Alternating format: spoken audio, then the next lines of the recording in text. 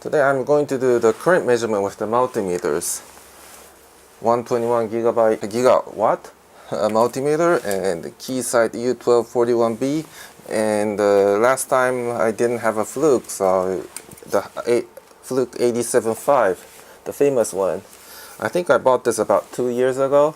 I'm using these three right now. This is also has a good feature, so I could show it in today's review. It has the best switch range feeling. It's a nice multimeter. Oh, and the Hioki, today's review, this doesn't have a microamp and milliamp and microamp range. Or I don't remember it was milliamp or microamp range. It's DT4256 is the one I have, but DT4253 has a micro or milliamp range, or if DT4282 or something. Yeah, the more 50,000 more upper class model. Some of the video I made in the past was the continuity test and the continuity test and resistance test. The quality of the lead is also very important. Quality of the lead. The good video I saw was from the Technology Catalyst on the YouTube, comparing the leads come with the $50 multimeter and then the one with the more high quality one. So I might do the resistance measurement review again with the multimeter with the different leads now. Okay, let's start.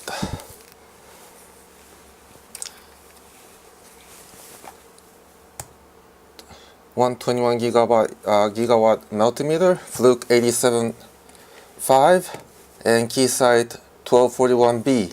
And Hioki, not going to use this one today. And today we're going to measure the current.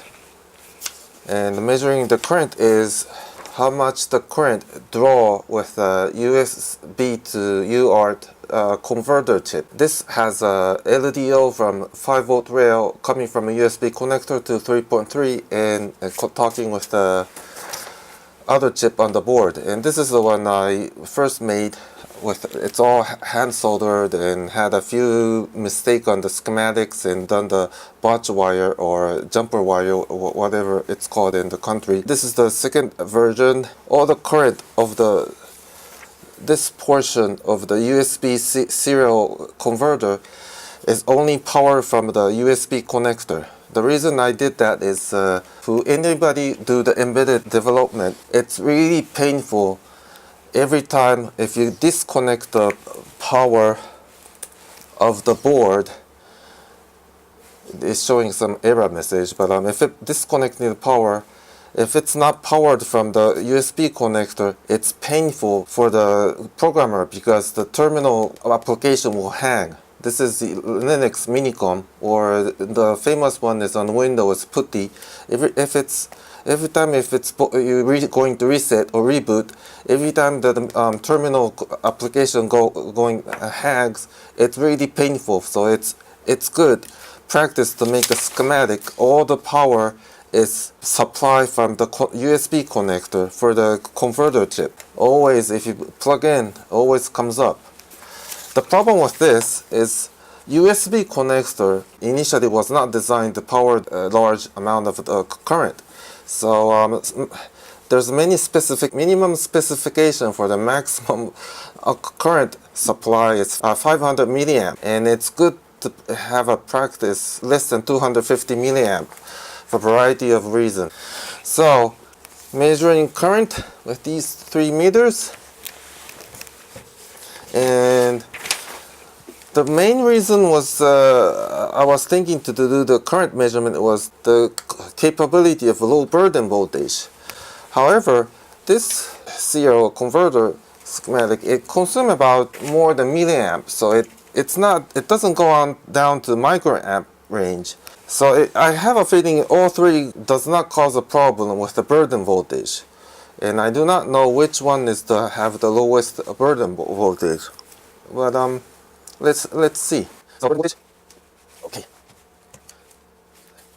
So now it's working. If I keep pushing the enter, blinks LED, RX and TX receive, and so it's working. And to measure the current, you need to put the multimeter in the between. This is the schematic of the USB UART converter. Measuring current is trickier than measuring voltage and resistance. Measuring voltage and resistance, you have a multimeter and tap the probe here. Then this is enough to measure the voltage or resistance. For the current, you need to chop off the line and multimeter and tap the multimeter in the between. Today is the 5 volt, so 5 volt will go through the multimeter and go through the circuit. Multimeter is always have a resistance, and if while it goes through the multimeter, the 5 volt drops, sometimes drops based on the resistance. And if it drops too much, like for example 2.5 volt, the circuit will not function correctly, and measuring the current for the when the circuit is not functioning is useless. This is the reason 121 gigawatt E meter, it says low burden voltage, and most of the meter and with the milliamp range, it doesn't have a lot of resistance. So today's review, probably all 3 meters probably all fine. So I made a USB cable. 2 line is for the data line, plus and minus, going back and forward, and 2 line for the power and ground. Black is ground and red is 5 volt, and I could separate it and put the multimeter in the between with the connector. And this is I'm going to use for the measurement review today. Let's measure the current with auto hold feature. So DC, and if I push it, 4.6, and I keep changing. So the beauty of the auto hold, which Fluke started to do it in the industry, was auto hold.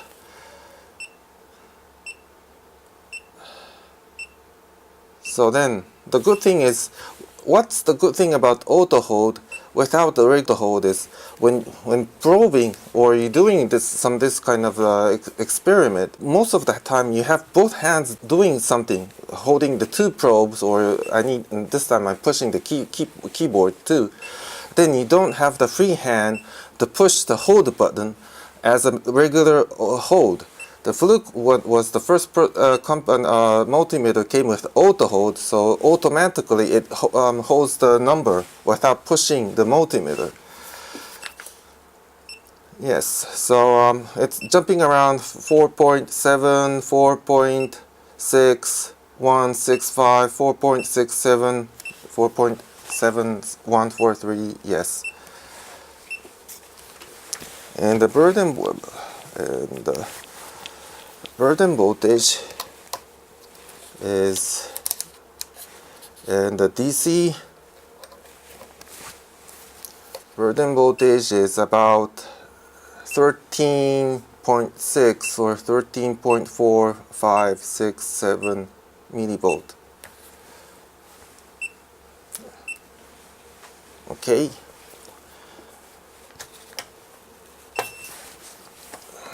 Then do it with the Keysight. Change it to milliamp range. Milliamp range is normally doesn't have a big burden voltage. And volt. So it's showing,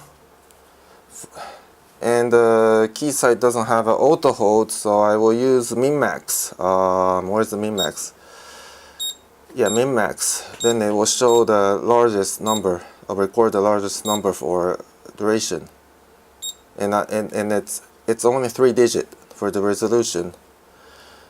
So the largest is 4.82, minimum is 3.93. So if your multimeter doesn't have a auto hold but it still have a min-max, max-min, whatever it's called, use min-max feature as a replacement as an auto hold for some time.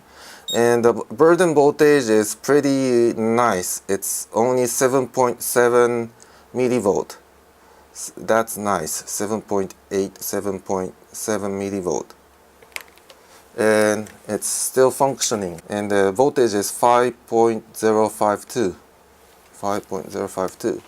Okay, then I'm going to replace the Keysight with the Fluke. And the Fluke is milliamp range. And is it, yeah, DC.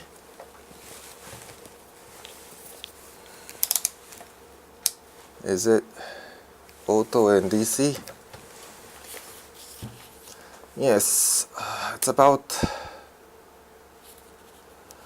Fluke. If it's a 3-digit, but if the good thing is this has a auto hold, so even you're using both two hands, you could keep the last number 4.63 milliamp, and turn off the auto hold, and it has Fluke has a high res mode. It goes up to 50,000 count, and if I use auto hold, 4.645,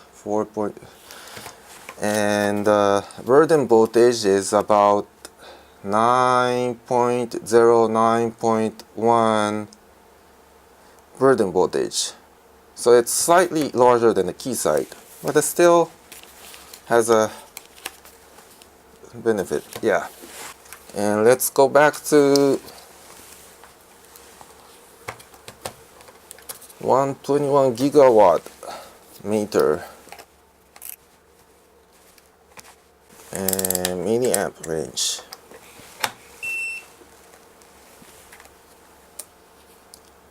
Yes, nice resolution, 4.67 jumping, and push the auto hold. Yes.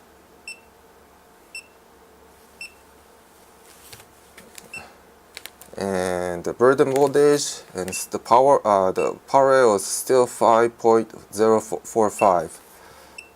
Turn off auto hold and use the min-max. So now this is the min-max. So it seems to be it's going to show me the minimum, max, and average later. So let me see. The max is 4.73. Minimum is 3.9744. Average is 4.24. Yeah, keep changing. But the maximum is 4.7318. 4.7318. It doesn't go further. Okay, and put all this together, and without the multimeter, I would like to know what was the original voltage. This one is, so originally it was supplying 5.0599, 5.598. So it was dropping the voltage with the multimeter to 4.44, or some of them are 4.57, but it was milliamp range. Today's experiment with the milliamp range, burden voltage did not stop the circuit malfunctioning. But it was good to know with the 3 different meters how it performs with the auto hold. So yeah, it's all has a pros and cons. This is 10,000. This is normally it's 5,000 or 6,000. For the high, if you put high res mode, it goes up to 50,000 count, and this is 50,000 count from the for the auto time. Burden voltage for the milliamp range was not significantly made a difference for the 5 volt rail circuit. So next time I will think about comparing microamp range, and I would like to do some of the continuity tests on the real board. Yes. Okay, I did the current review with these 3 multimeters today, and yeah, thank you.